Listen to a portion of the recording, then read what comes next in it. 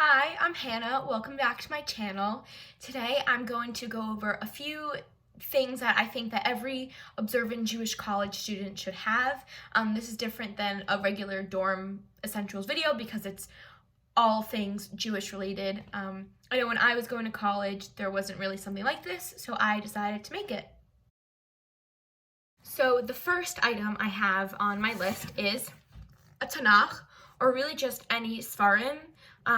It's nice to have your own. With my Tanakh, I started labeling it in seminary. I have Parsha questions, and I'm doing Nachomi, so I have questions about that. So I really like being able to mark up my own Tanakh. And also, it's nice to have your own Sfarim to just have on your shelf. I have all these are Sfarim and my notes from seminary. Depending on what school you go to, your college, Hillel or Chabad, might have a Beit Midrash where they have their own Sfarim, but I think it's also nice to have my own that are easily accessible. The second item I have on my list is a siddur. Like with my Tanakh, I like marking it up. I have Rosh Chodesh Davening. I bought a cute Tanakh sticker in Israel. This flag I found on the floor, like on the ground during the Yom Yerushalayim parade, so I took it. And I have notes here and in my siddur also. So it's nice to have your own to mark up and also to daven on your own. The minyan at my school, which I do try to go to minyan, doesn't always work out, but I try. The minyan at my school is run by Chabad, which is Nosach Ari, which works for me because that's what I daven. But not everyone likes that, so they bring their own siddurim to minyan. Also, Shabbos day, the JLIC couple have a minyan in their house, and I usually bring my own siddur just because I'm more comfortable with it. That's how I learned to daven, so for me it's just easier. It's also just like nice to have. I bought this 3 years ago on the CT International Shabbaton. It's been through me with my religious journey, so it's really cute to have your own. So the next item I don't have with me because it's attached to my door. It's a mezuzah. I would say most, if not all, Chabad campuses have what they call a mezuzah bank, so you can rent a mezuzah for the year. That's what my roommate and I did. It's hanging up on our wall. I will insert a picture. But it's really nice staple in a Jewish room. My roommate and I are the only, let alone religious people, the only Jews on our floor. So especially in the beginning of the year, it's a thing that people like leave their door open so you can like talk to people and meet whoever lives on your floor. And people would come in and ask about our mezuzah and also about our Israeli flags. This one's mine, and she also has one hanging up. So it was a cute, nice conversation starter. We would explain to them mezuzah, and it was just a really good segue into Judaism. And one guy was like walking past our room, and we started a conversation. He's like, "Yeah, I kiss your mezuzah every time I walk by," and I was like, "Okay, that's really cute." So it's a nice thing to have. Number 4 is a washing cup.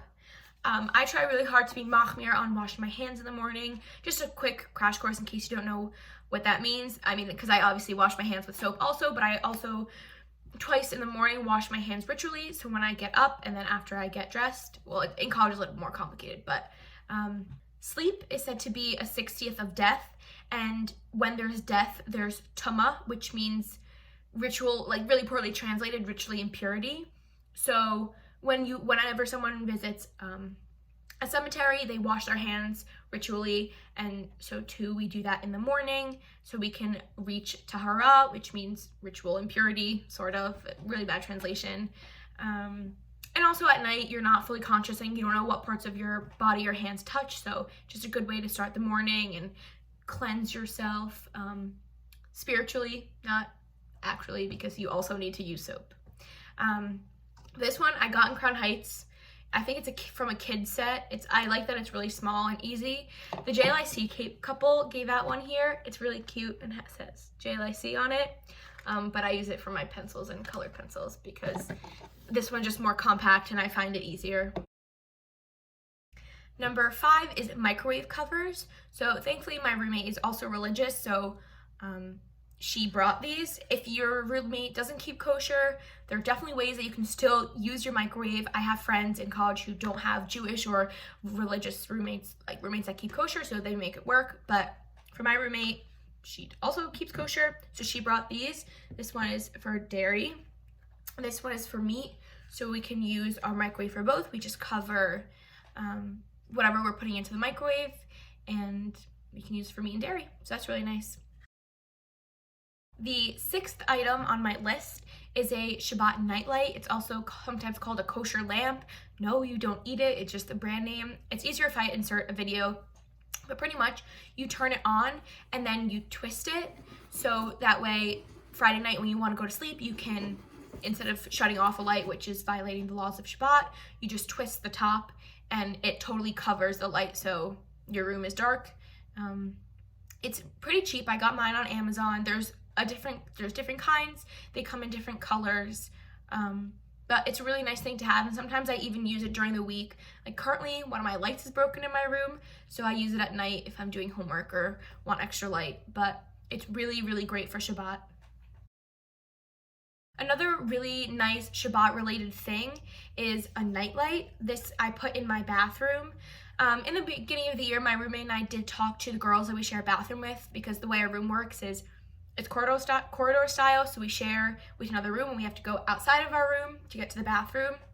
So we did talk to them about Shabbat and how we don't turn on and off the lights, and we wrote a note, but it's just so second nature to turn off the light, so we just kept finding that Shabbos morning we'd wake up and try to go get ready and it was dark and there's only like a little tiny crack in the door that the light would come in. So before Sukkot, because we spent first and second days on campus, I decided to go to Target and buy night lights. They're really small. It's also nice because there's different options. There's on, off, and auto.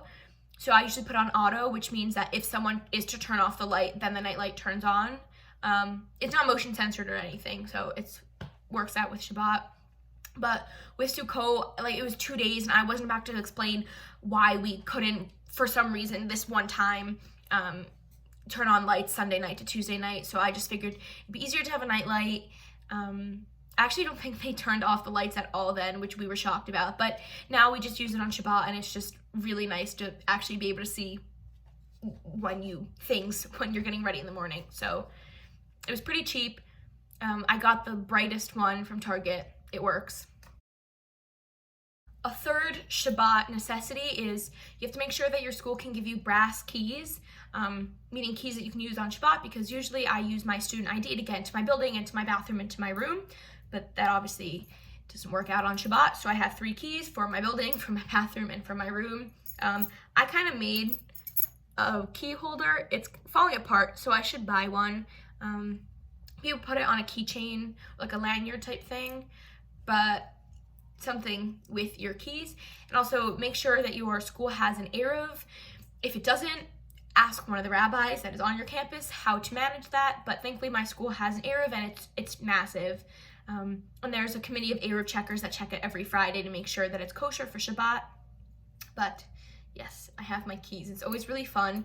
Like, a bunch of people are walking by and I'm like struggling with my key to get into my room. Or also 3 doors down from me is the model room. So, I mean, there are tours during the week depending on the season, but there's also mainly tours on the weekends. So like Shabbat day, I'll be like trying to get into, it's like, you always put the key in one way, you have to like flip it because whatever, it just doesn't work out. So yeah, these are my Shabbat keys. Lastly, I think something that is really nice to have in your room, just to add to the Kedusha in your room and it's just a nice thing to have everywhere, is a tzedakah box. This is called an ARC. I forget what it stands for. A random act of kindness, something like that. It's a Chabad initiative. So this I got from my Chabad on campus. It looks like a little boat. And I put money in it. It usually sits on my desk, which is this one, but I took it for the video. So I've really, one of my New Year's resolutions was to give more tzedakah, so I try really hard, and it's bright and yellow, and it's on my desk, and I see my desk every day. So it just reminds me to give tzedakah. It's just a really nice thing to have. And it's cute and little, and yeah, I like it. Thank you so much for watching this video. I hope I provided you good insight into some things that make life at a secular college easier. I think even if you go to a Jewish college, you can still bring these things. I hope you enjoyed, and I'll see you next time.